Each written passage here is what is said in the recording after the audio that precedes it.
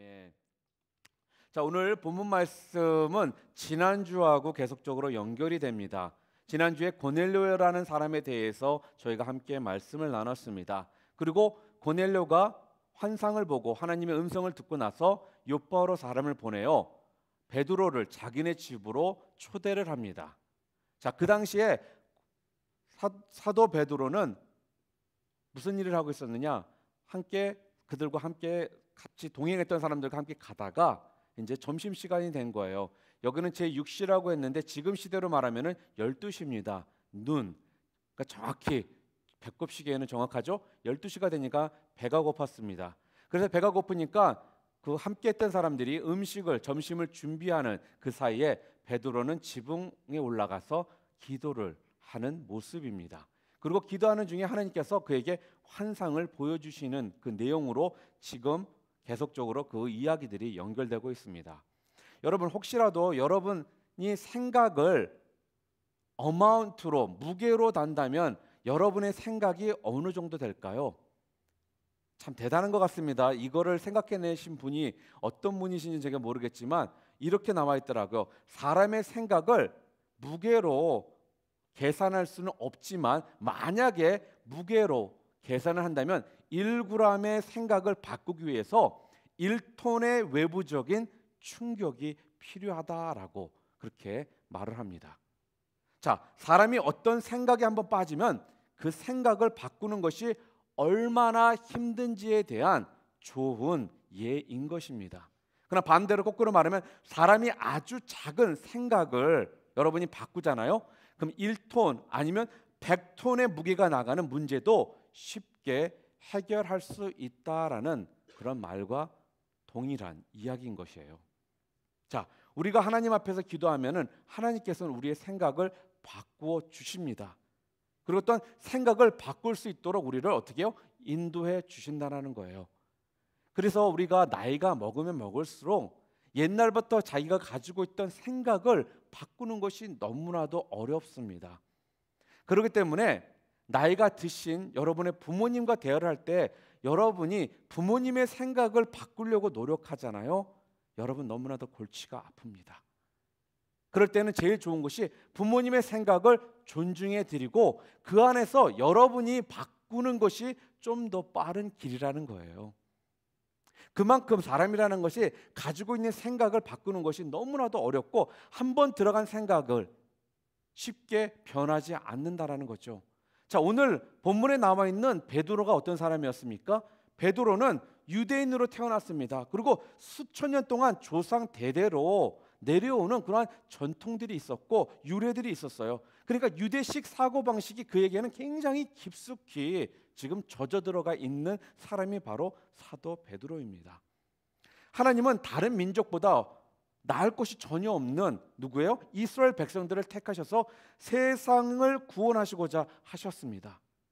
그런데 유대인들은 여기 한 가지 좀 착각을 하는 것이 있습니다. 자기네들이 다른 민족보다 우수하고 또 다른 민족보다 낫다는, 이방인들보다 낫다는 그런 생각이 그들에겐 깊숙이 젖어들어 있었다는 거예요.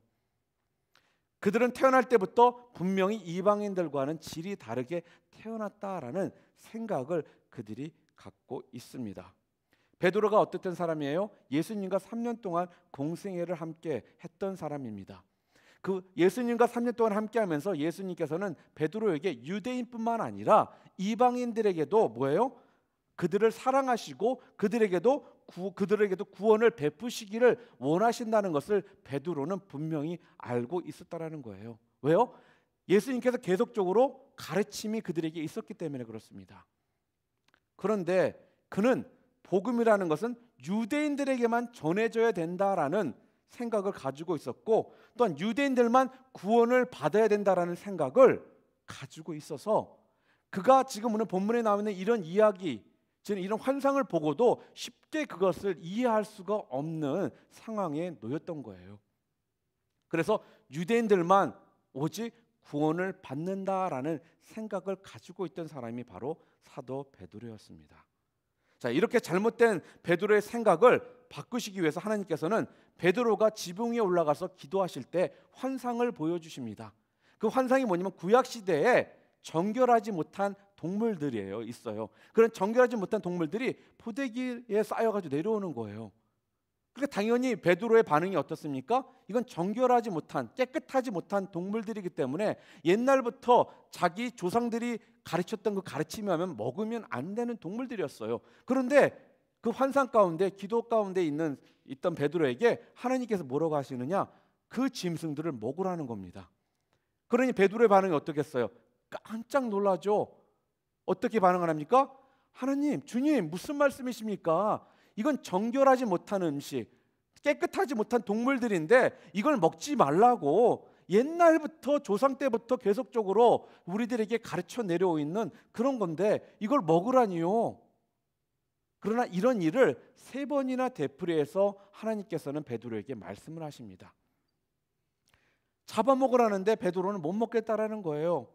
그리고 그 환상을 보는 때 고민하고 있으려고 할 순간에 본문에 보면 뭐라고 그래? 그때 누가 와요? 17절에 베드로가 본 바 환상이 무슨 뜻인지를 속으로 의아해하고 있을 때 누가 와요? 고넬료가 보낸 사람들이 베드로를 찾아온다는 거예요. 그들은 이방인인 고넬료가 천사의 말을 듣고 자신들을 보냈다라고 베드로에게 말을 합니다. 이 사건을 통해서 베드로는 태어날 때부터 가지고 있었던 그 유대인의 그런 의식, 생각들을 다 내려놓는 놀라운 그런 역사, 놀라운 일이 벌어지는 겁니다. 그리고선 누구나도 어때요? 진실된 마음으로 예수님을 영접한다면 모두가 하나님의 자녀가 될 수 있다라는 것을 그가 깨닫게 되는 놀라운 사건이 바로 오늘 본문을 통해 보여주고 있습니다. 자, 이것이 전체적으로 오늘 10장에 나와 있는 내용입니다.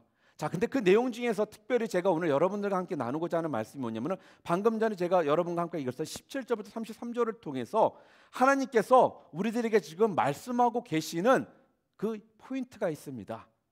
그 포인트 2가지를 여러분들과 함께 그 나누는 그런 시간을 갖기를 원합니다. 자, 베드로가 자신이 본 환상이 무슨 뜻인지 알았다고 했습니까?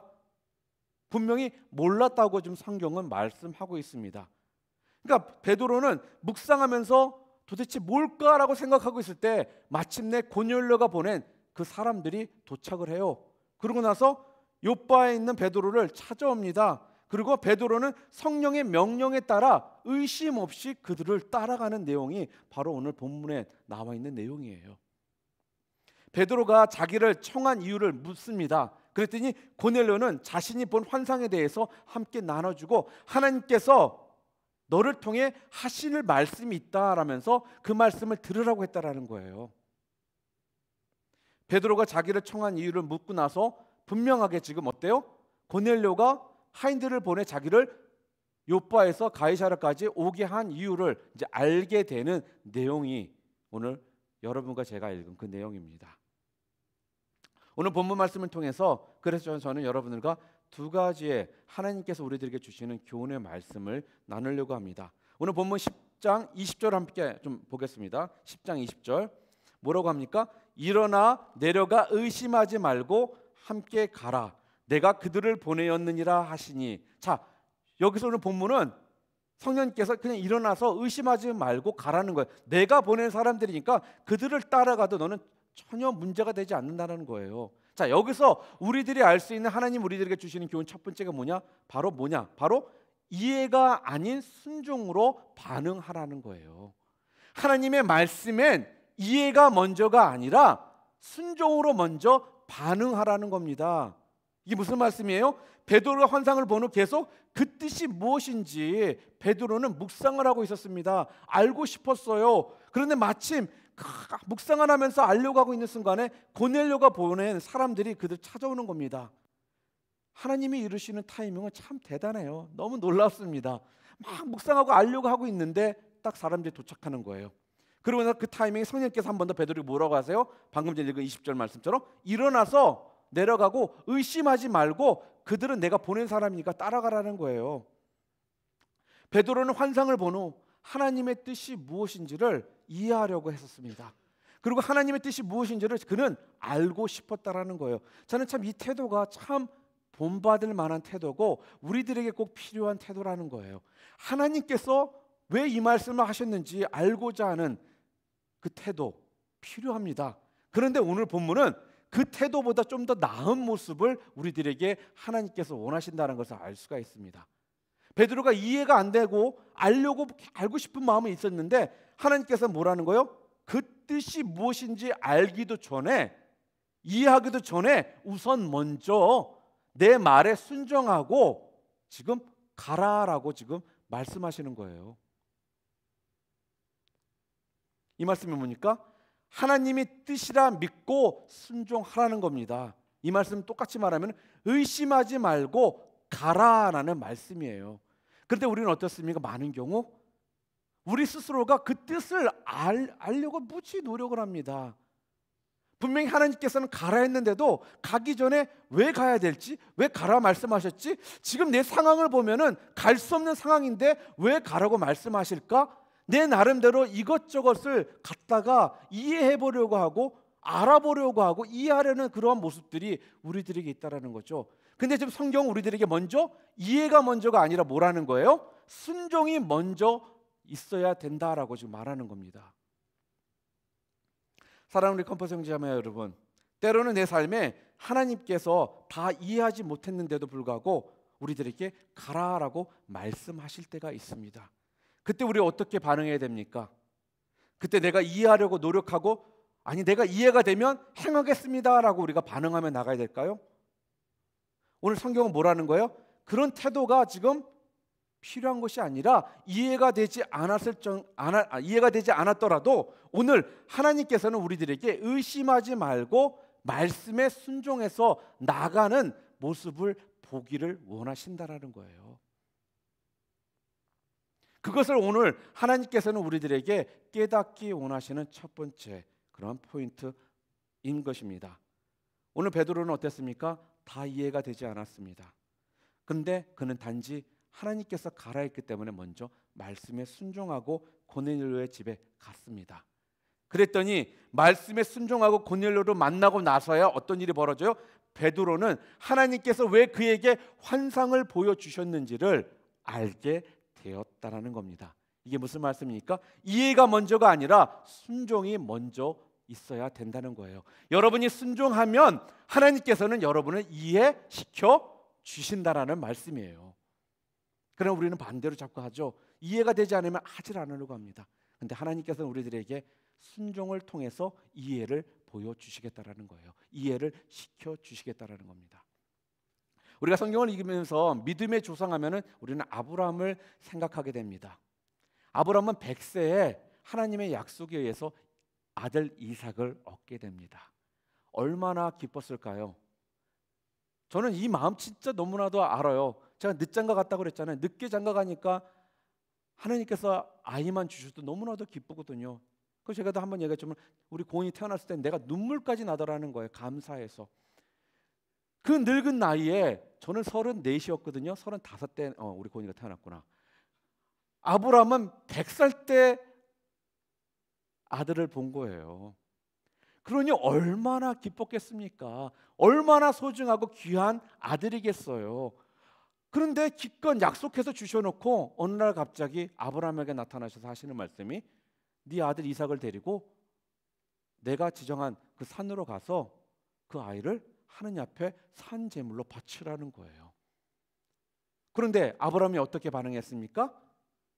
노웨가 무슨 소리예요? 어떻게 그렇게 해요? 기껏 약속해서 주셔놓고 이렇게 반응했습니까? 아니요. 다음날 아침 일찍 그것도 늦장도 안 부려요. 참 성실한 사람이야. 늦장도 안 부리고 아침 일찍 일어나서 자기 아들을 데리고 하인들 데리고 하나님이 말씀하신 곳으로 갑니다. 그리고 그곳에 올라가서 이삭을 제단 위에 올려놓고 묶은 다음에 칼로 그를 죽이려고 합니다. 그랬더니 창세기 22장에 이렇게 말씀하고 있죠. 여호와의 사자가 하늘에서부터 그를 불러 가라사대 아브라함아 아브라함아 하시는지라 아브라함이 가로되 내가 여기 있나이다 하매 사자가 가라사대 그 아이에게 내 손을 대지 말라 아무 일도 그에게 하지 말라 내가 내 아들 내 독자라도 내가 아끼지 아니하였으니 내가 이제야 내가 하나님을 경외하는 줄을 아노라라고 말씀하십니다. 아브라함이 먼저 그 상황을 이해한 다음에 순종하고 나갔습니까? 아니라는 거예요. 이해는 되지 않았습니다. 그러나 단지 하나님께서 말씀하셨기 때문에 그는 순종을 먼저 했다라는 거예요. 순종을 하고 났더니 나중에 가서 왜 하나님께서 이러한 명령을, 이런 말씀을 하셨는지를 이해시켜 주셨다라는 겁니다. 바로 이것이 하나님께서 이 땅에 살고 있는 여러분과 저에게 원하시는 우리의 신앙의 모습입니다. 또한 이런 이야기가 있습니다. 레오날드 우드라는 경이 프랑스의 왕을 방문한 적이 있었습니다. 왕이 그를 만나고 나서 너무나도 그 사람에 대해서 좋은 마음을 가진 거예요. 그래가지고 다음날 그 만찬에 그를 초대한다는 기별을 보냈습니다. 자, 레오날드 경은 다음날 궁전에 갔습니다. 그리고 한 홀에서 왕을 만났어요. 그런데 프랑스 왕은 약간 의외라는 표정으로 그를 반갑게 맞이합니다. 그러면서 이렇게 그에게 말합니다. 레오날드 경, 나는 이곳에서 당신을 보게 되리라고는 정말 기대도 하지 못했어. 어떻게 된 일이요? 그랬더니 레오나르도 경이 몹시 당황한 얼굴로 이렇게 왕에게 말합니다. 폐하께서 저를 초대하지 않으셨습니까? 그랬더니 그렇소. 하지만 경은 나의 초대에 아무런 응답도 보내지 않았소. 비로소 사태를 파악한 레오나르도 경이 정중하게 그에게 다시 대답을 합니다. 왕의 초대에는 결코 가타부타 대답할 수 없는 것입니다. 다만 순종만 있을 뿐입니다 라고 말을 했다고 합니다. 사랑하는 우리 컴퍼스 형제자매 여러분, 맞습니다. 하나님 앞에서도 이와 같은 아름다운 자세로 우리가 살아야 된다는 것입니다. 오늘도 하나님께서는 여러분에게 분명히 말씀을 하고 계십니다. 그러나 여러분들에게 원하시는 모습은 이해가 다 된 다음에 행동하겠습니다라는 모습이 아니라 먼저 이해가 되지 않았지만 행동으로 먼저 순종함으로 나간 후에 하나님께서 그 순종을 통해 여러분들을 이해시켜 주시겠다라고 지금 말씀하고 계십니다. 저는 여러분 모두가 베드로처럼 이해가 먼저가 아니라 순종 후에 이해를 시켜주시는 그 하나님의 인도하심에 매 순간 여러분 순종하시는 모두 축복된 주님의 귀한 백성들 되시기를 주님의 이름으로 축복합니다. 다시 한번 말씀드립니다. 하나님의 말씀 앞에 여러분들은 어떻게 지금 반응하고 계십니까? 내게 주신 하나님의 말씀에 여러분 순종으로 반응하기보다는 먼저 이해하고 설득되면 순종하겠다라고 혹시 그렇게 말하고 있지는 않으십니까? 그러나 우리에게 오늘 본문은 순종이 분명히 먼저다라고 우리들에게 말씀하고 있습니다. 순종하고 나면 그 다음에 이해는 저절로 된다라고 말씀해 주고 계십니다. 그래서 여러분 모두가 하나님 앞에서 순종이 먼저입니다. 그 다음에 저를 이해시켜 주십시오라고 담대하게 말씀할 수 있는 우리 컴퍼스의 형제자매 모두 되시기를 주님의 이름으로 축복합니다. 두 번째로 오늘 본문 말씀을 통해 우리들에게 주시는 교훈의 말씀이 뭔가? 바로 사모함과 기대함으로 항상 준비하라는 것입니다. 고넬료는 사람들을 베드로에게 보냈습니다.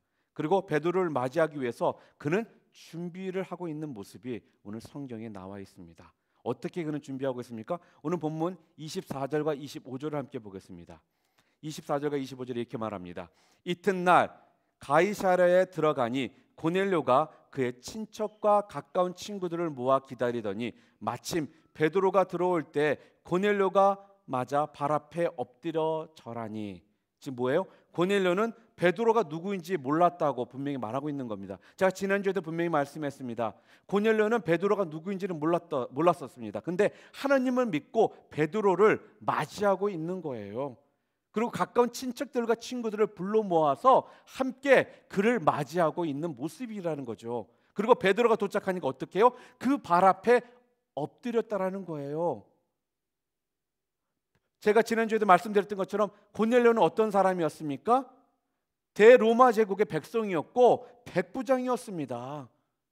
그리고 베드로는 어떤 사람이었어요? 식민지의 백성이었고 어부였어요. 그런데도 그 사람 앞에 납작 엎드렸다라는 거예요. 그는 베드로라는 사람을 본 것이 아니라 그와 함께 하신 하나님을 바라봤기 때문에 그가 이렇게 사모함과 기대함으로 그를 준비하고 맞이할 수 있었다라는 거죠. 또한 얼마나 하나님의 말씀을 기대하고 있었는지는 33절 마지막 절에 오늘 읽은 마지막 절에 나옵니다. 뭐라고 합니까? 이제 우리는 주께서 명하신 모든 것을 듣고자 하여 다 하나님 앞에 있습니다. 자, 이게 무슨 말씀입니까? 우리말로 좀 표현하자면 간단히 이래요. 하나님, 이제 제가 하나님의 말씀을 들을 준비가 되었습니다. 그러니 뭐든지 말씀하십시오. 그러면 제가 그 말씀에 순종하겠습니다. 주의 말씀에 따르겠습니다. 라고 지금 그렇게 말을 하고 있는 거예요.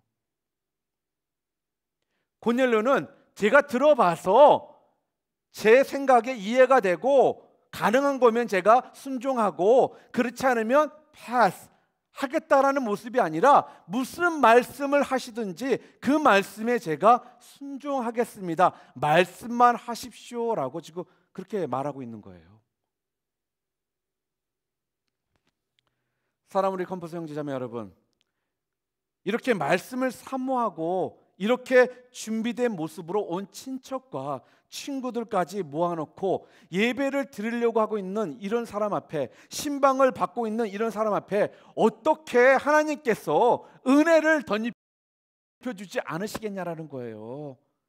그 모습이 너무나도 기특하잖아요. 그 모습이 너무나도 아름답잖아요.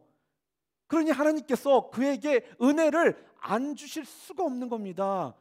고넬료는 어떤 사람이에요? 제가 분명히 말씀드렸죠. 이방인이었습니다. 이방인인 이스라엘 사람들 앞에 하나님께서 성령이 임하신다라는 거예요.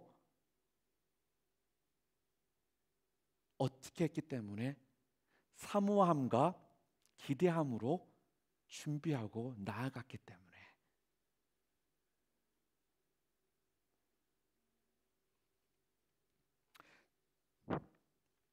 제가 일본에 선교를 한 3번 정도 갔었던 것 같습니다. 아마 첫 번째 제 일본에 선교 갔을 때 일인데, 제가 그곳에서 한 달 정도 일본에서 있으면서 일본 교회에서 한 3주 정도를 제가 머물러서 그곳에 그 교회와 함께 사역을 한 적이 있었습니다. 그 교회가 요코하마에 있는 그 일본 교회예요. 한국 교회가 아니라 일본 교회. 근데 그 교회가 한 50명 정도의 성도들이 있는 교회입니다. 지금 뭐 여기나 한국으로 생각한다면 50명이라면 굉장히 조그마한 교회고 개척교회고 아직까지 자립이 되지 않은 교회라고 생각할 수 있지만, 일본에서는 50명 정도 모이면 대형 교회 중에 하나예요. 그러니까 이 교회가 일본 교회에서 한국 목사님이 있는 교회가 아니라 일본 교회, 그 본토에 있는 일본 사람이 목사로서 있는 교회 중에서, 근데 그 교회에 처음에 갔더니 참 그분들이 너무나도 우리를 반갑게 맞이해 주시는 거예요. 그러면서 우리들을 바라보면서 미국에서 자기들에게 복음을 증거하기 위해서, 전도하기 위해서 왔다라는 그 하나만으로도 우리들을 얼마나 웰컴해 주시는지 참 어찌할 바를 모를 정도로 우리가 많은 환대를 받았습니다. 근데 일본은 어떤 나라냐면은, 여러분 아마 알고 계시는 분들이 많을 거예요. 일본에서 예수를 믿는다는 거, 예수 그리스도를 구주로 영접하고 산다는 거는 가정에서, 또 아니면 직장에서, 또한 친구들 사이에서 왕따를 당할 수 있는 그런 나라가 바로 일본입니다. 그래서 일본에서는 예수를 믿는다는 것이 진짜로 목숨 내놓고 믿기로 작정한 사람, 가족으로부터 왕따를 당할 수도 있고, 친구들로부터 왕따를 당할 수 있고, 또 회사에서 동료들로부터 왕따를 당할 수 있는 이러한 모든 것들을 감수하고 예수 그리스도를 믿습니다. 그러니까 숫자는 50명인데 그들의 모습을 통해 대래 복음을 증거하러 갔던 우리들이 더 도전을 받고 은혜를 받았어요. 이분들이 얼마나 말씀을 사모하고 예배를 사모하는지 그 모습을 보는데 저절로 내가 은혜가 되더라는 거예요. 우리는 예배 시간이 길어지면 첫 번째로 하품하죠. 그리고 시계 쳐다보죠. 그리고 오늘 또 왜 저렇게 긴 거야? 라는 생각을 갖는 것이 일반적으로 우리들이 갖고 있는 모습입니다. 그런데 여기서는 어떤지 아세요? 아니요, 상관이 없어요. 시간을 안 정해놓더라고요. 이 교회는 예배를. 말씀이 선포되면 그 말씀 가운데 너무나도 기쁨 가운데 집중하면서 보고 사모하는 모습이 보이는데, 제가 말씀을 선포하고 간증을 할 때 진짜 기도가 저절로 나오더라는 거예요. 주님, 이 부족한 종 주님께서 이곳까지 보내셔가지고 이렇게 사모하시고 준비하시고 있는 이 일본 성도님들 앞에 제가 준비 안 된 모습으로 어떻게 나아갑니까? 진짜 기도가 저절로 나오고 내 자신이 진짜 어느 때보다도 더 간절함으로 준비하고 기도하고 말씀을 선포했던 기억이 있습니다. 이들이 이렇게 사모함과 기대함으로 예배 앞에 나가고 주님 말씀 듣는 것을 그렇게 기뻐하는 모습이 있으니까 그들에게 부어주는 은혜라는 것은 말로 표현할 수가 없을 정도예요. 비록 우리들이 보기에는 숫자는 적을지라도 숫자가 전혀 문제가 되지 않더라는 거죠. 이 자리에 300명, 400명이 앉아있는 그 예배의 모습보다 50명밖에 안 보이는 그 모습 안에서 드려지는 예배가 더 은혜스럽고 성령 충만한 그런 예배의 모습이었다라는 겁니다. 그러니 그 자리에 왔던 그분들에게 하나님께서 은혜를 안 주실 수가 없겠더라고요. 그러니까 저는 덕분에 그들의 그 모습 때문에 저에게도 은혜가 함께 오더라는 거죠. 여러분 왜 선교지나 이런 데 가서는 은혜가 더 많은 것 같은데 왜 이곳에 있을 때 우리가 살고 있는 이 지역에서는 은혜가 별로 없는 것 같고 하나님께서 역사하지 않으시는 것 같고 하나님이 살아계시지 않는 것 같을까요? 다른 게 아니더라고요. 하나님 앞에 예배자로 나갈 때 얼마나 내가 그 예배 가운데 사모함으로 기대함으로 내가 준비하고 나가느냐 내 자세가 분명히 다르기 때문에 그러한 결과가 나오더라는 겁니다. 비록 여러분들 선교지에 가지 않으셔도 이곳에 나올 때 여러분이 예수님을 말씀 예배 드리는 것을 사모하고 기대하신다고 그런 모습으로 준비된 모습으로 나오신다면 선교지에서 부어주시는 그 은혜 이곳에서도 놀랍게 부어주실 거라고 저는 믿습니다. 그래서 예배에 우리가 목숨 걸어야 된다는 거 말로만 목숨 거는 것이 아니라 은혜가 넘쳐나는 것을 사모해야 된다는 거예요. 여러분이 하나님의 은혜가 없으면 여러분은 밖에 나가서 세상 나가서 한시도 승리할 수 없다라는 거예요. 그렇기 때문에 여러분 모두가 은혜를 사모하셔야 됩니다. 성령 충만함을 간절히 간구하셔야 되는 거예요. 그래야지 여러분이 세상에 나가서 예수 그리스도의 제자로서 하나님의 아들, 딸로서 그 역할을 감당하실 수 있게 되는 것입니다. 사랑하는 성도 우리 컴퍼스 형제자매 여러분, 다시 한번 말씀드립니다. 은혜는 그냥 임하는 것이 아닙니다. 믿음으로 여러분들이 준비하셔야 되고요. 간절함으로 여러분이 사모하실 때 그 말씀을 전하는 저를 보지 마시고 저와 함께하고 계시는 하나님을 바라보실 때 그때 여러분들께 은혜가 부어진다는 것입니다. 저는 여러분과 같은 주님의 백성입니다. 저를 보지 마시길 바랍니다. 저를 통해 역사하시는 그 하나님의 음성을 여러분들이 들으시길 바랍니다. 그럴 때 여러분들에게 온전한 은혜가 여러분 모두에게 임하게 될 것입니다. 여러분들 예배 잘 준비하고 오늘 이 자리에 오셨습니까? 여러분 사모하심으로 기대하심으로 이 자리에 오셨습니까? 만약에 여러분이 사모하심으로 기대하심으로 이 예배에 왔다면 저는 믿기는 하나님께서 분명히 여러분들에게 은혜를 부어 주실 거라 믿습니다. 만약에 그렇지 못했다면 오늘 이 시간부터라도 그냥 매주 오는 예배라 생각하지 마시고 하나님과 여러분과 1대1의 만남을 갖는 설렘, 여러분 기억나세요? 미팅을 나가든지 누가 여자를 블라인드 데이트를 소개했을 때 그때 나갈 때 여러분 기대하고 설렘으로 가지 않으십니까? 그런 마음 가지시길 바랍니다. 그 설렘이 너무나도 여러분 필요합니다. 무감각한 상태로 나가지 마시길 바랍니다. 그 설렘을 여러분 회복하시기 바랍니다. 그 설렘 너무나도 좋은 거예요. 여러분 생각만 해도 저절로 여기 여러분의 입술이 올라가지 않습니까? 똑같습니다. 여러분이 이 자리에 나올 때 그 설렘을 여러분들이 회복하셔서 나오실 때 진정 하나님께서 부어주시는 그 은혜가 여러분들에게 충만하실 거라 믿습니다. 말씀을 정리하길 원합니다. 베드로가 하나님의 말씀에 이해가 아닌 순종으로 반응을 했습니다. 그랬더니 어떠한 일이 벌어졌습니까? 베드로의 그 모습을 통해 여태까지는 유대인들에게만 증거됐던 복음이 이방인들에게 증거되고 나누어지는 놀라운 계기가 되었다라는 거예요. 그래서 지금의 세계 선교의 세계 복음의 시발점이 된 것이 바로 베드로의 순종의 모습이었습니다. 저는 믿습니다. 여러분들이 베드로처럼 이해가 먼저가 아니라 순종으로 먼저 반응하고 나가신다면 하나님께서는 여러분들을 극대화시키셔서 여러분을 사용하실 거라 믿습니다.